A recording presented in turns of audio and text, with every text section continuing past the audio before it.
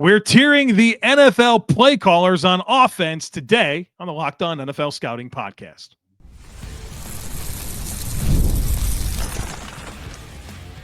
You are Locked On NFL Scouting with the Draft Dudes, your daily podcast for NFL and college football scouting.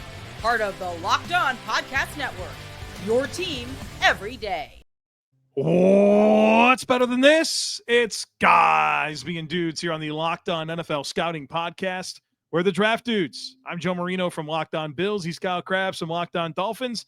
And we are your NFL experts here with you daily to talk team building across the league on the Locked On NFL Scouting Podcast with the Draft Dudes, part of the Locked On Podcast Network, your team every day. Want to issue a big thank you, shout out, and welcome to our everydayers. Those of you who never miss a single episode, we appreciate y'all being here very, very much. Today's episode is brought to you by FanDuel. Right now, new customers can get $150 in bonus bets when your first $5 bet wins. Joe, happy Wednesday to you here on the program as we look at offensive play callers across the NFL. That time of year, right? We just did head coaches. Mm-hmm. Now we're looking at these offensive play callers, and I know that there's some methodology involved here where why don't you let me tell you about it while your airport in the background there sorts itself out. So the way that we handle this is we look at who the offensive coordinator is, but also take into consideration, does the head coach call plays, or are they expected to call plays? For like Ben Johnson as a first-year head coach with Declan Doyle as the OC, right? Like, we're going to give Ben Johnson the credit here as a play caller. And what I like about this, Joe, is even the first-year head coaches, you do have a little bit more proof of concept of what the play calling is going to look like, because these guys were play callers, if they're offensive background guys, at their previous stop. So we're looking at OC/head coach, offensive play callers, and we tier them maximum out of 5 points. And we have our elite tier, and then it's 4.5s, 4s, 3.5s, 3s, 2.5s, 2s, all the way down to try to give some flavor throughout. And it's not just a binary, you're good or you bad, you get a point or you don't get any points, or have extreme swings. It kind of is a slow drip in reducing points as you go from what we have as the top of our list to the bottom of the list. That's right. And once again, we've got pretty defined upper class here. A lot of very established play callers in the league, but three that got the maximum points, right? The most points that you can get from both Kyle and I. Andy Reid with the Chiefs, Sean McVay with the Rams, Kevin O'Connell with the Minnesota Vikings. I think there's a pretty big resume with Reid and McVay that makes it pretty obvious why they're up there. But I like Kevin O'Connell and what he's been able to do with different quarterbacks, with his most important pieces being in and out of the lineup, to be able to orchestrate the offense that he's been able to orchestrate has me feeling pretty impressed. I know you as well, and I think that's clearly the class of the class when it comes to these NFL play callers. I am impressed that you found it in you to give more than 1-5, unlike head coaches yesterday with Andy Reid. So I also had we each also had one other that we respectively gave 5 points to. So I want to acknowledge those as well. You gave Todd Monken 5 points out of 5. I gave Todd Monken 4.5 points out of 5. And then I gave Kyle Shanahan 5 points out of 5. And you gave Kyle Shanahan 4.5 points. So we kind of, we have our consensus 3, but that top 5 had at least one quote unquote first place vote, even though we don't put them in order of 1 through 32. We just put them in tiers. Yeah. I think that's a great foundation. And even, I don't know, you get through 12, I guess 15, 16 on this list. Yeah. You got a pretty good case for these guys. Yeah. So I think the separation, when we did offensive or when we did head coaches yesterday, kind of had 12 as far as, hey, we think like great head coach and up, right? I think the great OCs bucket is a little deeper, but it's only fair to start with who do we think is the annual elites who have an expectation their offense is going to be high, and it's Reid, McVay, O'Connell, Monken, Shanahan. We both also had consensus 4.5 out of 5 points for LaFleur/Stenovich in Green Bay, and then Ben Johnson, or Sean Payton, excuse me. Ben Johnson was 4.5 for one and 4 in the other. So Payton and LaFleur kind of round out. You got at least 4.5 out of a possible 5 points from both parties. Yeah, and I like how our methodology picks up the slack here with a guy like Liam Cohen, who's getting 4 out of 5 points as a play caller. But yes, we did the head coaches. It was 1 point out of the 5 because, well, we don't first-year head coach and we don't know. But we know what this guy has done more as it relates to that particular side of the ball. So I'm comfortable with the methodology here. I want to shout out Todd Monken, man. I know he had Derrick Henry and Lamar Jackson, but he also got maybe the best season ever out of both of them when they were together. I mean, 4,000 yards and 40 touchdowns passing for Lamar. The rushing offense, they showed up with 200 yards rushing every single game, it felt like. And so I guess where I'm interested is they play the Panthers every week. You would. There it is. There it is. If they did, boy, it'd be 500 yards, I'm sure. Last year's Panthers team. But I'm excited to see kind of what directions they take it this coming year, because it's a lot of very similar personnel with the skill players, and they add Hopkins. But what's next for that Ravens offense? I'm excited to find out. I think they have the opportunity to kind of play you differently this year. As far as you look at the 11 personnel grouping with Flowers and Bateman and Nuke and one of the tight ends plus Derrick Henry, I think that should add a little bit of confidence that you could, if you wanted to play 11, and I'd expect them to play a bunch of 12 and 20, potentially 21 with Ricard and obviously Andrews and Isaiah Likely as the fullback and tight ends there.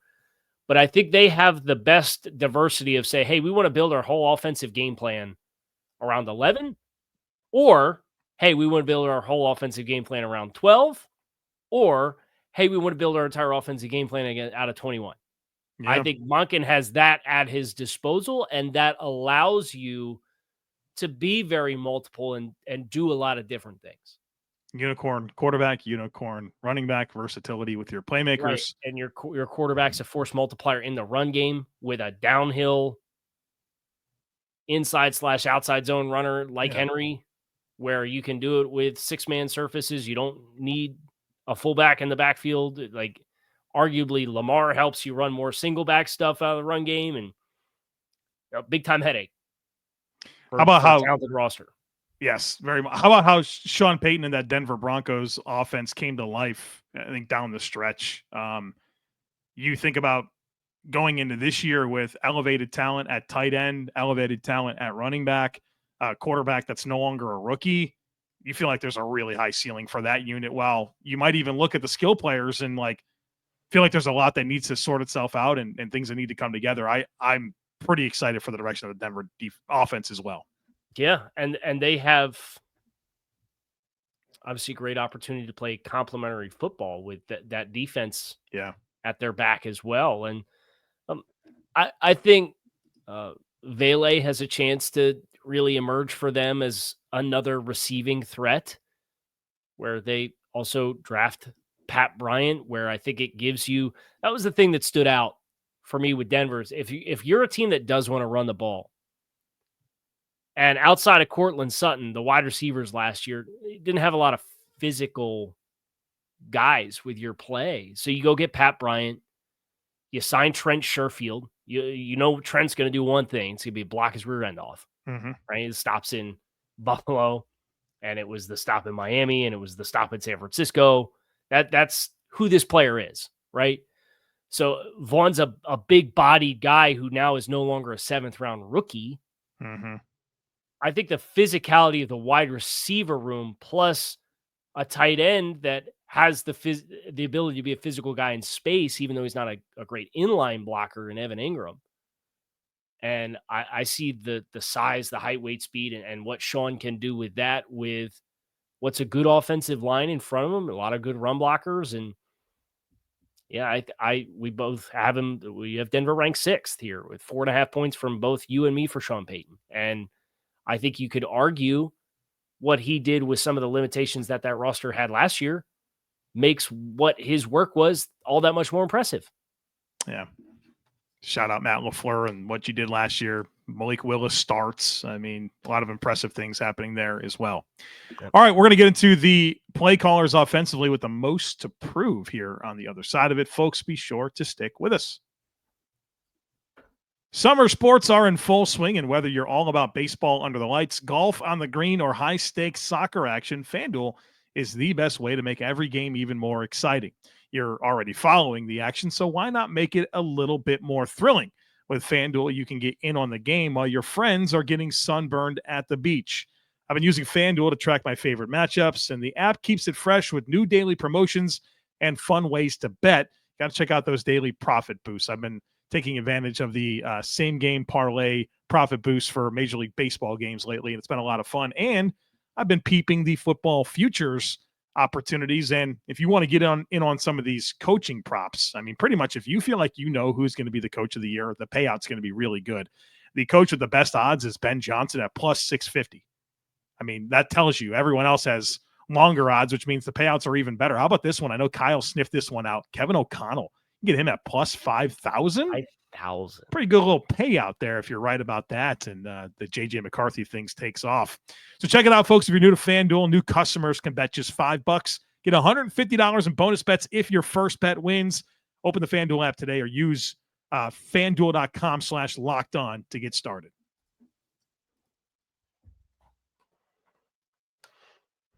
Okay. Other play callers that received at least a 4 from one of us. Mike McDaniel, Drew Petzig, Kevin Stefanski, Josh McDaniels. Figured it was worth acknowledging those who kind of got 4 or more points vote from one of us, even if they didn't get it from both of us.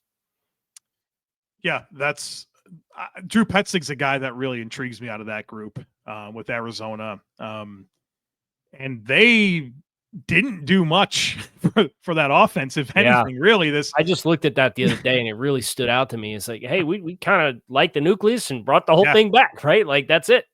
Yeah, I'm curious to see where that goes. I think there could be some head coach chatter there if it really comes together, and I'm expecting big things from Marvin Harrison. But that's kind of a name for me. That was one that I had as a 4 that I'm excited about the trajectory of him. So most to prove. I think this is where this conversation gets interesting. We have names that are head coaches that didn't get any votes in the 4 points or higher bucket. That includes Kellen Moore, first-year head coach, kind of a difficult coaching search for New England or for New Orleans, right? This really felt like it got drawn out. Everybody's sitting here wondering what direction they're going to go. Philly makes the run deep in the playoffs. Maybe that really was their guy all along. I look at Brian Schottenheimer. Got the job in part because he was the OC, right? I look at Zach Taylor with the weight that the offense in Cincinnati is presumably going to have to carry this year. For a play caller who they don't have a very imaginative run scheme. You know, they like to let Joe Burrow do his thing, and they really thrive with the elite talent that they have allocated. I think Arthur Smith you could have the conversation about with Aaron Rodgers coming in and the infusion of DK Metcalf and Jonnu Smith and Rodgers and what all that looks like with the deepest tight end room in football, right? Zach Robinson, I think, has a lot to prove, where Raheem Morris going into year 2, Michael Penix going into his first year as a starter. If Penix doesn't make leaps, I think Robinson's probably the first place that they will look in Atlanta as far as asking hard questions. So those are some of the teams that come to mind for me. I want to add one that maybe comes as a bit of a surprise, but I want to call out Josh McDaniels as an offensive play caller with a lot to prove this year. I think there's a lot of excitement for Drake May, and there should be. He's a player that I was very impressed with during his rookie season, especially considering what was around him in terms of the ecosystem with coaching and talent. And I thought Drake May showed a lot. But Josh McDaniels, with and without Tom Brady, really different results. And you'd expect that, right? Tom Brady's the greatest quarterback of all time. I would expect your offenses to not be as good, but they're pretty bad, or he's been pretty bad without Tom Brady. Looking at his stops with the Raiders, 26th in total yards, 22nd in total yards his 2 seasons there. Good job with the Mac Jones team in 2021. You overachieved, but the year before that, 22nd in yards. You go back to his year with the Rams, 30th, his last year in Denver, 25th. I mean, it's a little bit different. And I think he's coming in with a lot of expectations to maximize Drake May, to maximize the improvements that they've made with their investments offensively. And I think once there's some expectations, like, you got to deliver. And he's a coach that I'm really fascinated with in terms of what's on the menu for him this year. And a guy that comes in with a lot of pedigree, 18 years doing this, a lot of great offenses, but it's his next opportunity to do without Tom Brady. And I think there's expectations with Drake May. Yeah, I think that's a great call out for what it has looked like, where the 21, the Mac Jones year was respectable, where they were 6th in points and 15th in yards. But outside of that, yeah, I mean, it was 12th the first year in Las Vegas, and then regressed big time, and he was fired after week 8. Mm-hmm.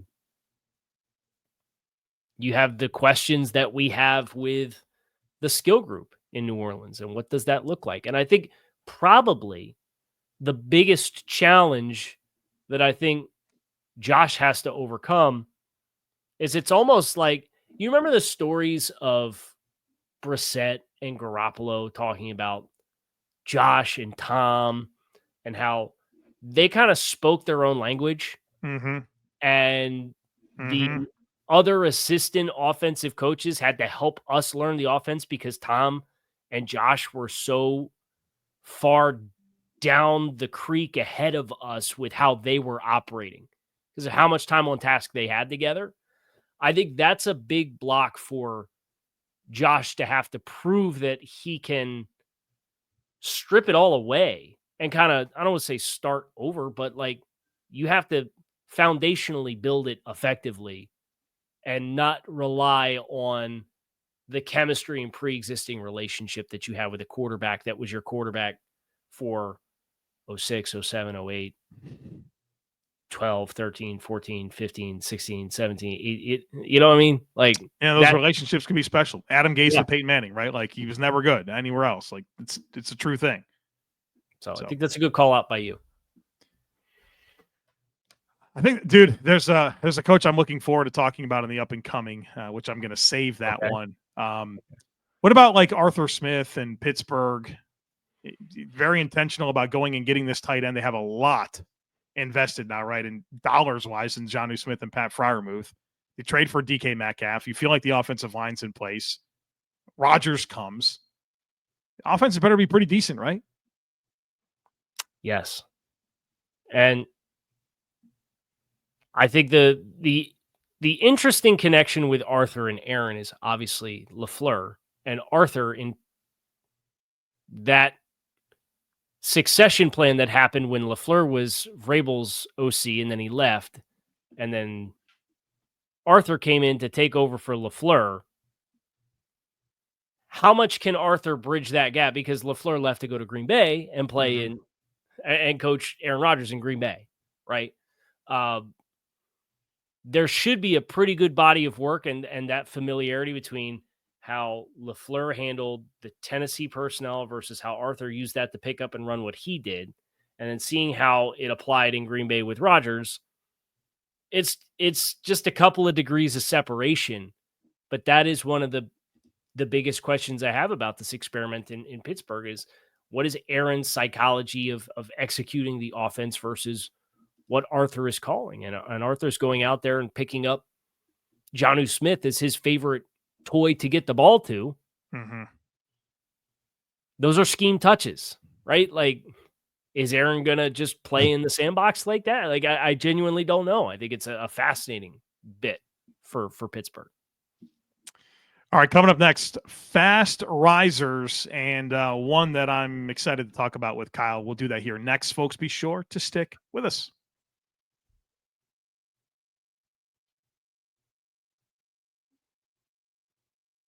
Talk about Chip Kelly. Yeah, I would like to talk about Chip Kelly, but the one that I'm fast riser pick. I'm chomping at the bit on this one.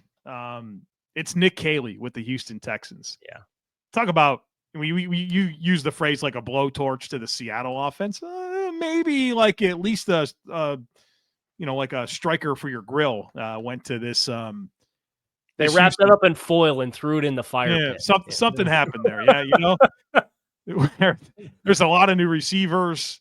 There's a ton of new offensive linemen. There's some really new dynamics of the backfield with Woody Marks and, of course, the arrival of Nick Chubb. But ultimately, this is about maximizing the direction of this offense under C.J. Stroud, which has had a lot of success. There's been a lot of good. And I think what's the challenge ahead for Nick Caley is you do have a lot of good, and you have a lot of good like momentum for where the offense is going and a lot of upside with C.J. Stroud. And you want to make sure that it doesn't take any steps back. Like, you need to keep this thing going. And I like the influences that Nick Caley has, right? He was with New England for a long time, 2015 to 2022. So you would think that there's a lot of like Earhart Perkins influence there working under Josh McDaniels. And then 2 years with Sean McVay with Los Angeles. And I kind of love the idea of how you can blend those schemes together and how that could help CJ Stroud. And didn't CJ Stroud like say his favorite quarterback to watch is Matthew Stafford? Well, there you go, man. This guy worked with Matthew Stafford the last 2 years. He was the passing game coordinator for the Rams last season. And so I like the blend of influences that he has. And I think for CJ Stroud, Bobby Slowick, Shanahan disciple, a lot of, pre-snap, and you want to make quick decisions. And that's not really CJ Stroud, right? He's a low time to throw. He's a low percentage of throws to the first read. And I think this maybe allows him to use more of his instincts, his ability to work deeper into the snap, but with that also coming within the structure of the offense. I'm very intrigued for where this offense can go and how CJ Stroud can elevate under Nick Caley. But this isn't taking over a bad situation, right? There's obviously, I think, expectation for things to be better with this offense, but you got to keep a young quarterback on a good trajectory here. And I think that's a big order for Nick Caley in year one here with Houston. Yeah. I'm really interested to see how things come together for Clint Kubiak in Seattle. I know we talked about Seattle yesterday, but the overhaul and changes and Seattle's answer at quarterback with hiring Clint Kubiak as Sam Darnold, who played with Kevin O'Connell, and the year before that was in San Francisco with Shanahan, and obviously Kubiak was the passing game coordinator in 23 in San Francisco. Kyle was Clint's dad's OC in Houston. It was his first OC gig, was with the Texans back in like 08. So there's a lot of dots that you can connect between Kubiak and his experience and the coaches that he's been around with the parties that helped get this really successful season out of Sam Darnold, and how that materializes in a new place. That's always kind of the risky part of transplanting the successful elements from somewhere else and trying to do it somewhere else. Is, do you have the replicatable elements of it? I think about a bunch of head coaching hires, and we've already talked about Josh McDaniels, right? And trying to take that offense and bring it to Denver or bring it to Las Vegas, and it didn't work out. And there's not quite as much skin in the game, if you will, with Clint Kubiak as the hire versus it's Mike McDonald's rear end that's on the line with the successes and failures of the offensive changes. But Kubiak is one that I think he has uniquely enough at his disposal as far as connections to those who got Sam Darnold to play well, to be as well prepared as you possibly could be to get Sam Darnold to play well in a new place after how well he played in Minnesota. I like the idea. I like the idea. I like the idea. Yeah. Coming together is another thing. But boy, could that guy's career skyrocket if it, they wind up having like a top 10 offense out there. And you remember the first 2 weeks of last year in dude, New Orleans? I do. I do very well. Buzzing about Clint Kubiak, the OC in New Orleans last year. It had me rethinking everything I thought about the league that year. And then, they played the rest of the games. Yeah. Denny Green happened, right? They are who we thought they were. Sure did. It sure did. Chip? Yeah, I mean, just talk about, I don't really know what to expect. I mean, he's obviously had a lot of good offenses at a lot of different places, but this is different, right? I mean, it's also an offense that, I mean, we love what Brock Bowers gave them last year, and I thought he was used in a very specific way, a lot of very manufactured throws to him. They add in Ashton Genty, who I think there should be high expectations for, but like a lot to learn about the receivers and how that's going to come together. Bringing in Geno Smith, I just don't know what to expect, which is probably pretty good because that means I don't have high expectations, but it's a wild card for sure. I think they have a lot of right assets with Miller and Jackson Powers Johnson and Parham. Some of the young guys on the offensive line, and Jordan Meredith showed a little something with Brock Bowers, Michael Mayer, some 12 personnel potential with Genty running behind it. They got a height, weight, speed guy in Dante Thornton. Trey Tucker's a juiced up guy. Myers is a route runner. Jack Betch we really like. I think Chip has a lot at his disposal to make something good happen here offensively for Las Vegas. Now, their ability to play complementary football and avoid giving up a bunch of points and what that all looks like, I think is questioned. But Chip at UCLA and what this past year at Ohio State, they ran the ball really well. They were really diverse, exotic run game. You go all the way back to the Oregon days. That's what it was. You're keeping Chip in this role out of what I thought was part of the downfall in Philadelphia, which was those cultural elements that we talked about. Imagine like a young person listening to the show and not knowing that Chip Kelly was the head coach in Philadelphia.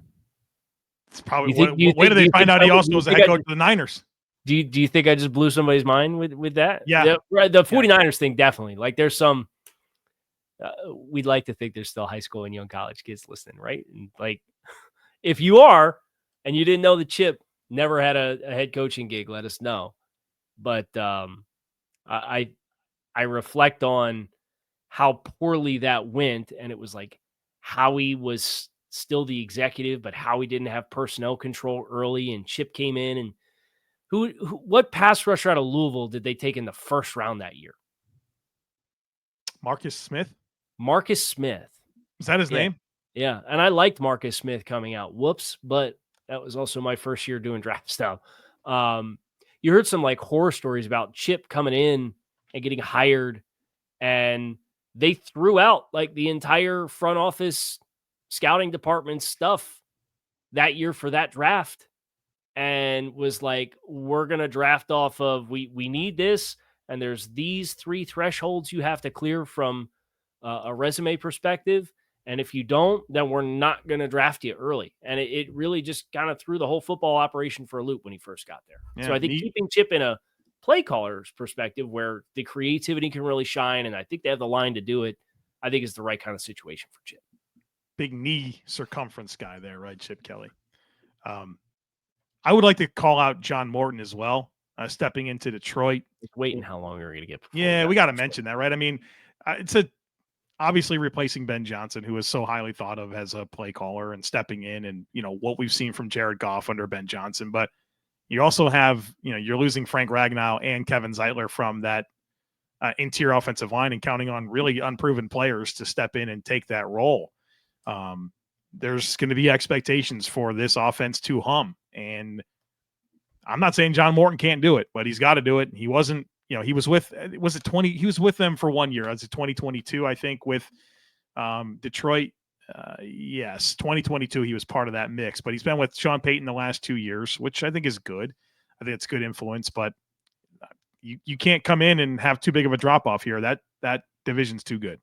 Yeah. Some other big shoes to fill would be Kevin Petullo is the OC stepping in for Kellen Moore in Philadelphia. Yeah. And then Josh Grizzard stepping in as the OC, third OC in as many years for Todd Bowles, like we mentioned yesterday. But they've had Liam Cohen and Dave Canales now head coaches.